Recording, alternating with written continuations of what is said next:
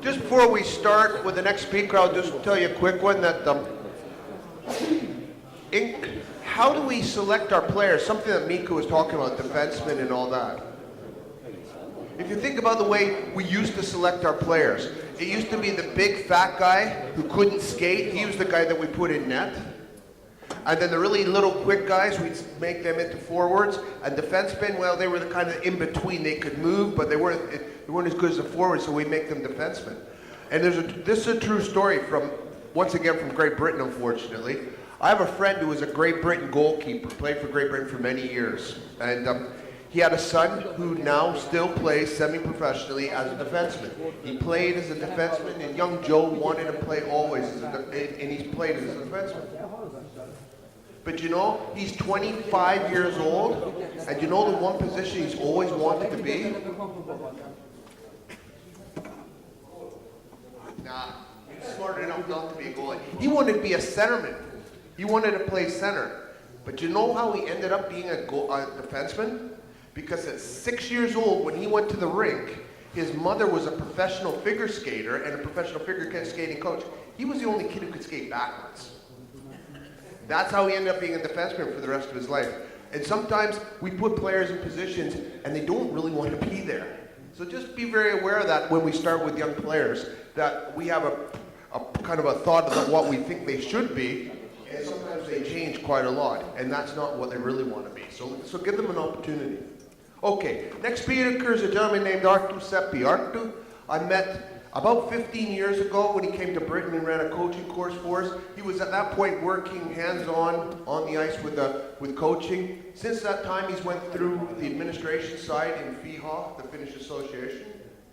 He was a general manager of in charge of all the women's program, and you see how well the Finnish women's program has done over the last 5 or 6 years.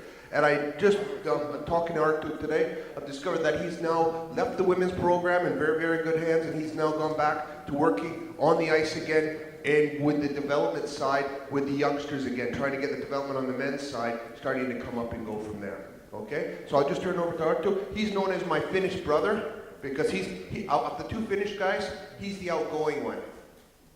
He's the shy one. We could be here all day. Take care, Bob. No niin, terve vaan kaikki. Todella hienoa tulla tänne Unkariin ja valmentajaseminaariin. Kiva Mika, että sä oot täällä ja Isman, kiitos sulle kutsusta. Ja do we have translation?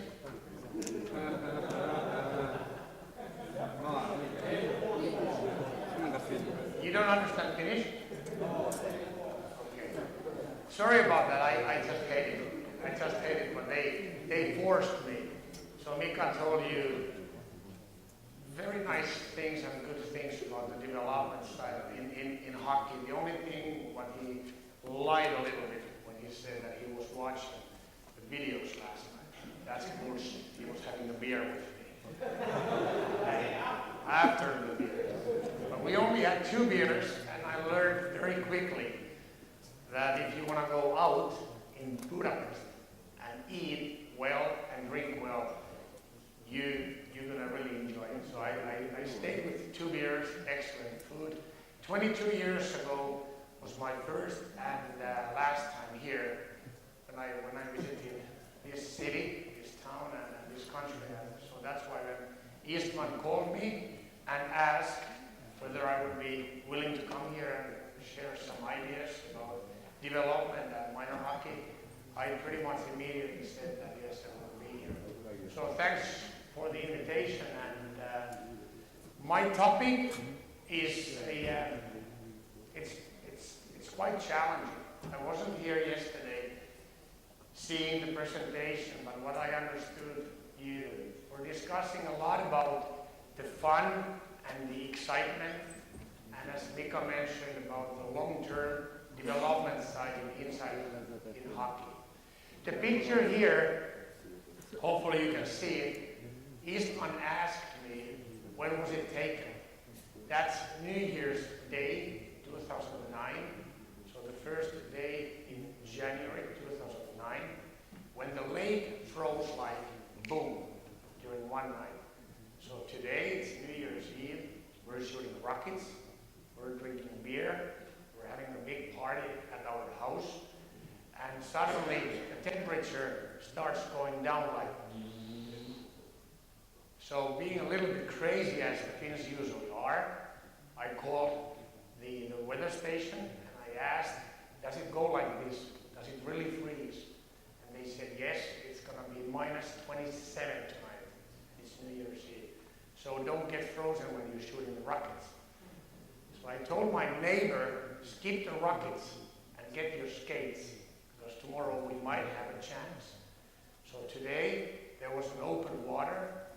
Next morning, not a bad hangover, a little taste in your mouth. You go to the lake, you take your skates, you take your son, you take the neighbor who can swim. Mother's asking, you don't have a practice today. I said, we don't. So where are you going? We have to sharpen the skates. You are not thinking about the lake. No. So we went down to the lake and we skated 22 kilometers on a frozen lake, and it was beautiful.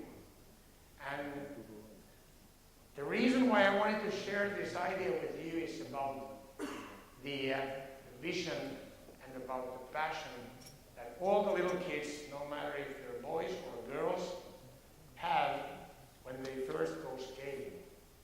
And I've done that before, but you should have seen my son's eyes when he went like, Daddy, can I really skate here? And I said, yes. 12K that way, 12K back. Is it frozen? I said, hopefully. And it was. And we had a lot of fun. Well, it's not about my son, it's not about the frozen lake. Daryl mentioned a little bit about my background. I don't want to bore you anymore with the details, but since 1990 and 1999, between those 10 years, I was very heavily with a coaching. I was coaching major juniors, junior B in Espoo, which is a big city in Finland. We had a lot of great players. The boys were 16 to 19 to 20. I was lucky enough to be able to coach players who went to the NHL. Then moved to FIHA, our Finnish Hockey Association, to the development side, managing side. And now with my sons, I have 3 boys. One born in 2001, one is born in 2003, and one 2006. And now after having coached those guys for the past 5-6 years, I've seen that the society has changed a lot, and the environment, and the place where we're doing our sport. So the challenges in today's sport, what we really need to face already now and in the future, and this is something totally different than 20 years ago. The overall change of the society. So whenever you start coaching, whenever you want to see little guys, little boys, little girls to do any sports, you have to understand what's going on inside of your society. How to get kids involved in sports. I'm 47, and when I talk to people at my age back home in Finland, pretty much everybody tells us the stories that when we were kids, we used to play, we used to do this, and we used to climb in the trees. Part of that is true, part of that is a lie. We were as lazy as the kids today, but we didn't have the computers, we didn't have the YouTube, we didn't have the Minecraft, which is the best-selling U14 video game in today's kids' world, and the kids are passionate about it.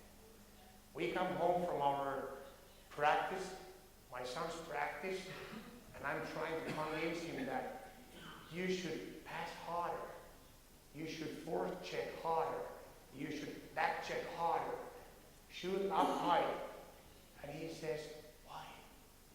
And then he goes to his room with his brother, and they have a laptop, and they have 30 minutes.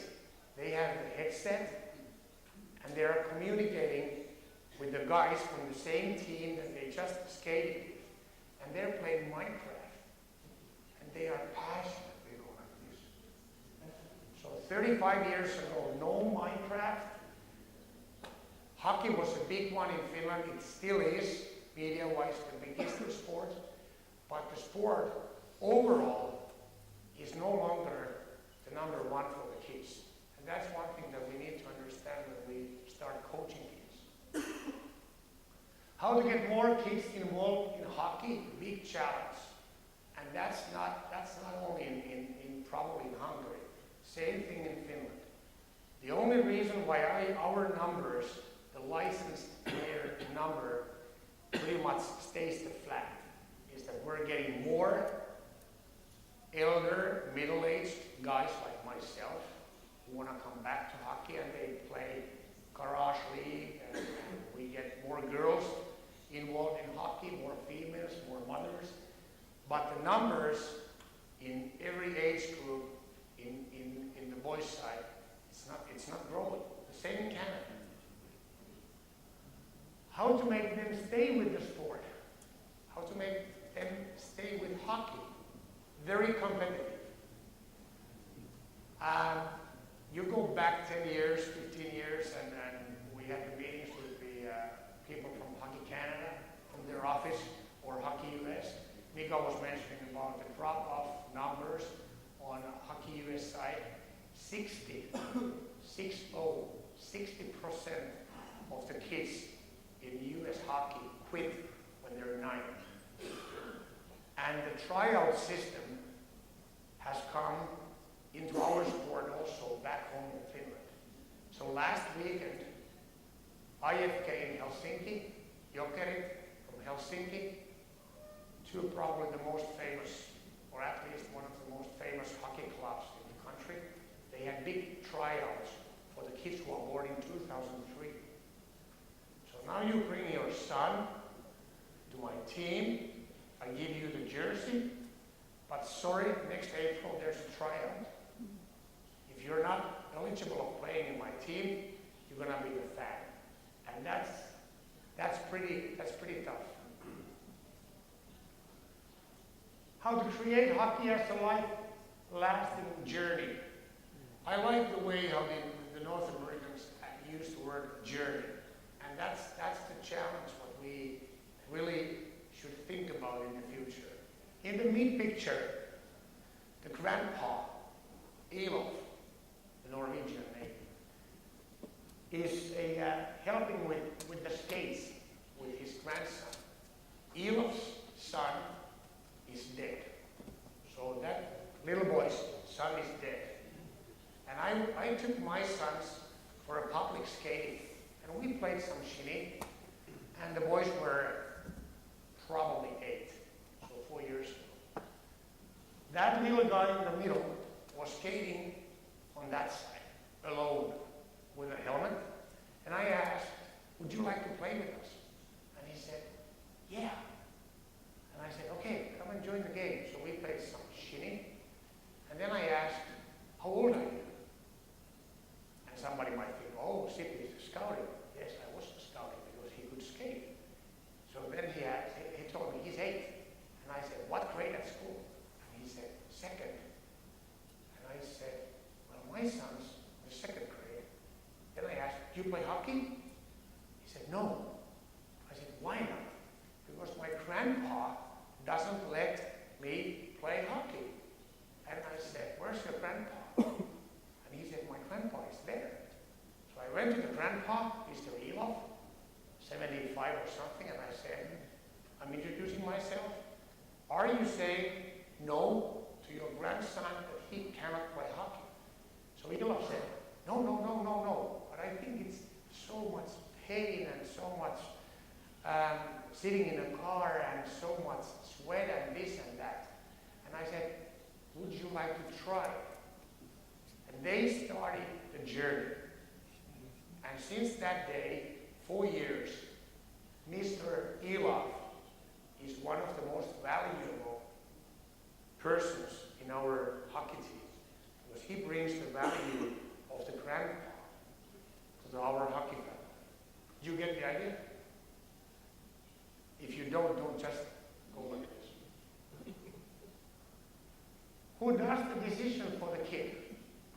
what would you say in today's society, who does the dishes and athletes in Finland if the kid wants to play hockey?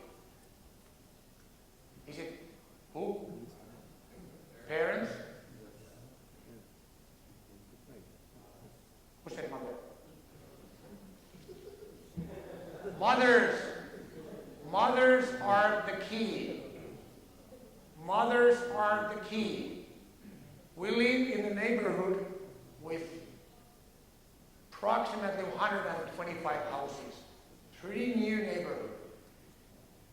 Having 3 boys in that neighborhood, there might be something like 130, 140 kids, and they all minor age. My sons don't have more than 5 friends who play hockey. So in our basement, where you can play some shinny, you can play some indoor, because we built it that way, the kids come and play, and I ask, hey, Anders, you want to play hockey? So Anders says, yes. Or would you like to come and play with my son? Yes. And I say, let's go. No, no, no, no, no. Mommy says no. And I asked, why does mommy say no? And Anders goes, because it's too much pushing and hitting. So again, if you want to coach little kids and you want to keep the little kids in a sport, you have to sell the product to the families. Today's families want to have tennis, breakdance, slalom, golf. We might try some hockey. Oh, it's too tough. No, no, no, no. Soccer, yes please. Cheap, easy. Indoor badminton, very cheap. Easy. And you don't have to do anything. Mika mentioned about the challenges inside of hockey, that you are on the fastest surfaces in the world. It's challenging. So a couple of the next slides that I'm showing you are the slides that we're using when we're coaching our kids back home in Tuusula, which is a little suburb outside of Helsinki. We started this program 5 years ago. We had 24 kids. 2 years ago we had 52. Today we have 70. We have 70. So inside of that age group, we have 5 different teams. We have 2 teams for AAA, 2 teams for AA, and 1 team for A. And we still took the newcomers, the beginners, last November. We were probably the only club in the whole Helsinki region who still took the newcomers. So it's a pretty hard task when you want to have your kid, or you want to have your son or daughter to play hockey, and the clubs say no. And they say no because they want to win. And Istvan asked me to do or talk about the passion, and I'm trying to open the whole philosophy inside of this process. So this is officially the year number 2. And we have stated to the families that it will be 8 years journey. So you don't have to move to Helsinki, you don't have to go to IFK or Jokeri, because our fastest team can play with Jokeri. And we have 5 different teams. So stay with the family, and it will be a long-term development. Define me an excellent player.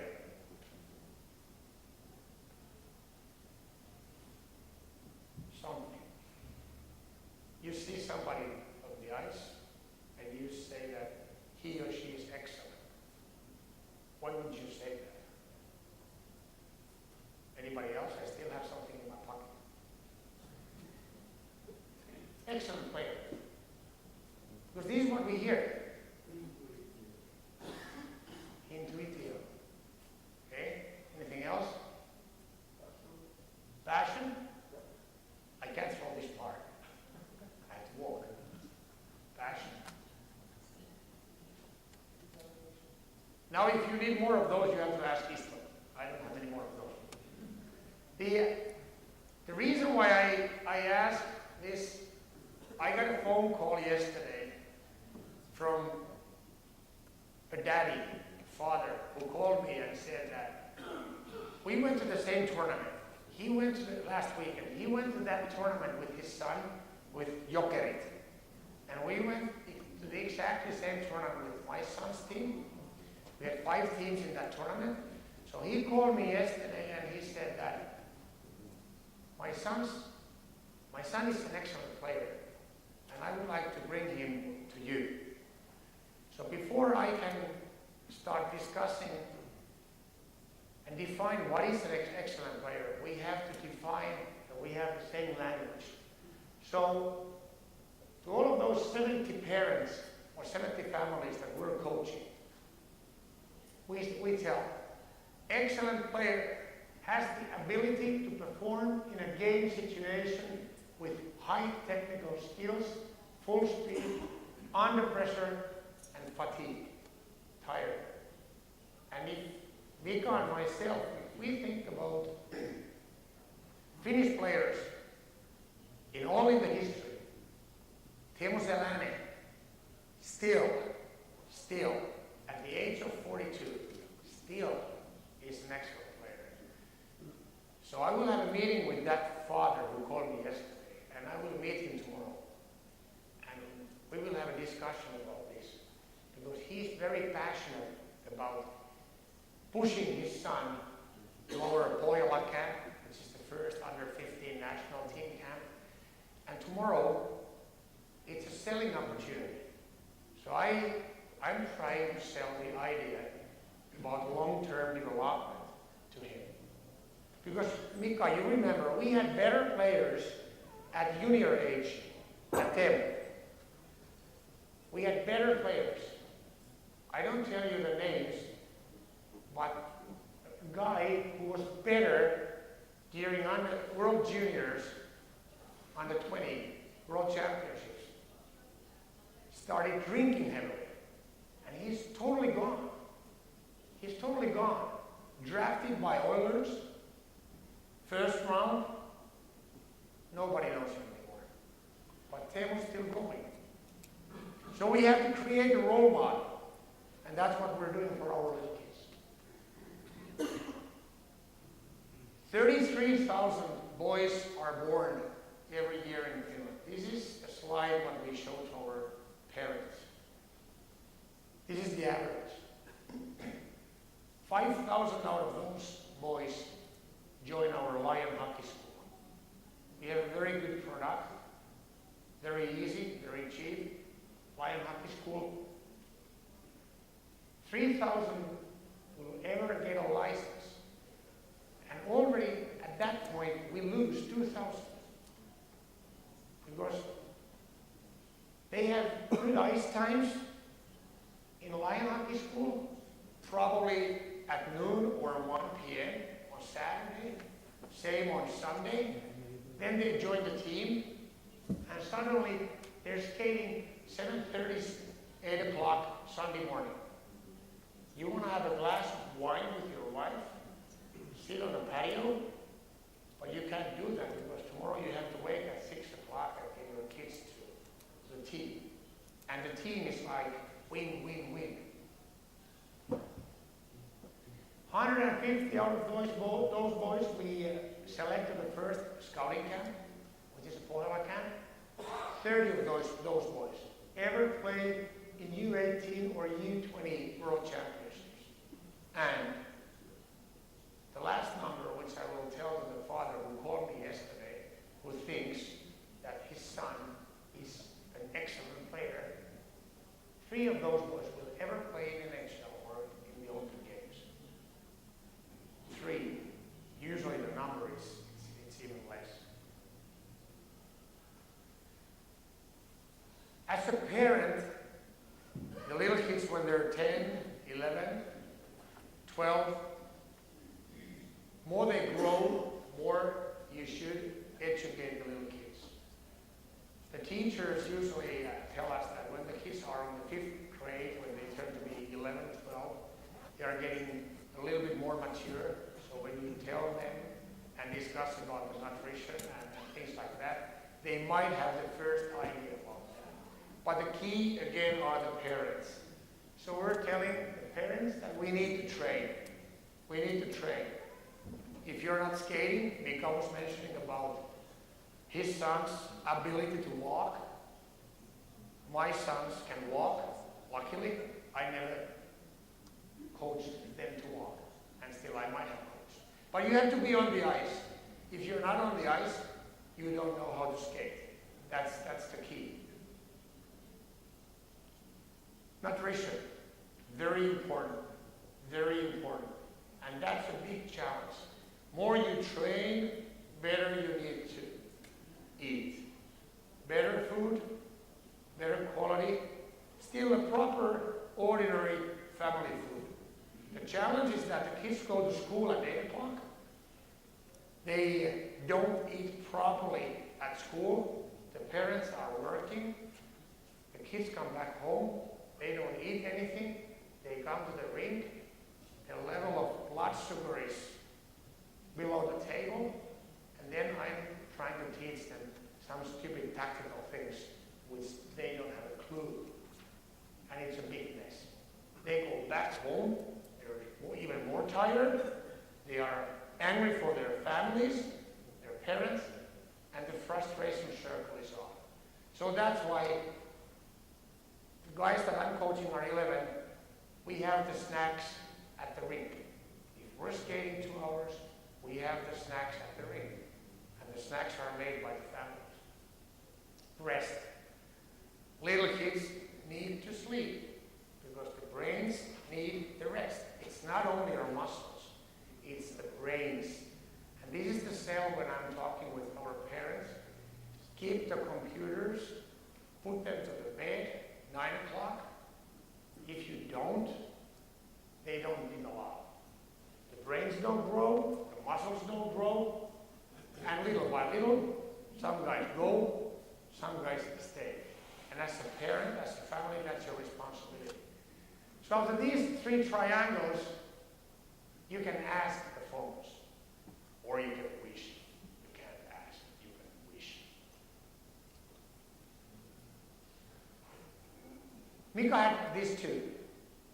I removed a couple of the boxes, but I kept 3. Fundamentals. Fundamentals. I had fathers who were asking about the power play. We lost a game against some team who plays in the SM League, and a couple of fathers, even a couple of the coaches came to me and said that, hey, coach, our power play really sucks. And I said, yes, our power play really sucks because nobody can pass. You don't have to be a rocket scientist to understand that if I can't make the pass, there's no sense about performing any power plays. So more you can pass, more you can play with your head up, your butt down, better power play you suddenly have. That's just how it goes. Fundamentals. Skating, stick handling. Learning to train. This is what we're doing right now. I'm teaching the kids to train. When they're tired, I always ask, which part of your body always gets tired first? And after this season, they go, head. My head gets tired. Then I ask, are your feet tired? And little Jimmy says, no. Jimmy, is your head tired? And Jimmy says, yes. So Jimmy, you're saying that your head is tired, your legs are not tired, and you're not back checking. Could you please skate faster? And Jimmy goes, yes, I will skate faster because my legs are not tired. So you train them little by little to train. 70 kids, mentality-wise, physiology-wise, the best guys are here. I have a couple of very good guys. They are like mentality, mature, like 14 years old. And then this end here, if you watch comic strips and just in the middle of the game, they might ask, is it a new 007 Bond movie on TV tonight? They're not focusing on the game. So you have to understand that. But little by little, you have to train them to train. And then learning to compete. Again, as Mika said, as everybody else said, little kids want to compete. They want to win. You don't have to emphasize that. And if you then go to even more little details, the philosophy, not about the power play, but this is our key philosophy in our coaching process today, and when we're going to go on the ice this coming Friday and play on Saturday, play on Sunday, these next phrases are the key. Out from the comfort zone, always. I guaranteed to the parents that I will never ever tell your son or your daughter, we have 2 girls, that he or she can't. But if they're not skating, if they're not putting everything, then they will get shit. Kids shit. I'm not going to use any bad words, but they're going to get beat if they're not trying. And then I'm asking the parents, do you agree? And the parents go, yes. And I ask the parents, when they go further in their life, would you like to see your son or daughter giving everything what he or she has? And the parents go, yes. So it equalizes. Don't ever give up. Window for skill is mainly open when the kids are 7 to 12. So that's why we do a lot of repetitions. We spend a lot of time with the puck. We don't, in any of our practices, nobody's on the bench. Everybody's on the ice. I have a lot of fathers on the ice, and I'm coaching the fathers to coach the kids, to make sure that we will have a lot of repetitions. Way of doing, it comes a habit. In next 6 years, whenever anybody in Finland or anywhere else in the world, hopefully in the future, sees our kids, no matter if it's AAA, AA, or A, we have our way of doing, and you can see it.